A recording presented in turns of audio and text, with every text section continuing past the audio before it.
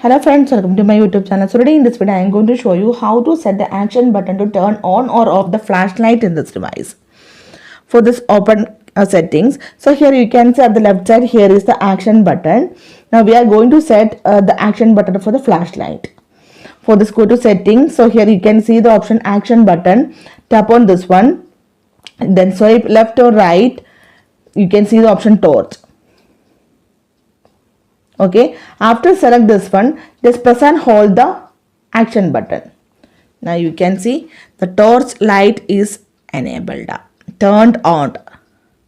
If you want to turn off, tap and hold the action button. You can see. Let me show you again. If you tap and hold the action button, it is enabled.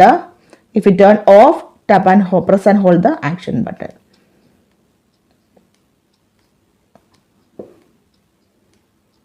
You can see, right? So simply in this way we can set the action button to turn on or off the torch in this device. So hope you guys enjoy this video. Thank you for watching. Thank you. Bye bye.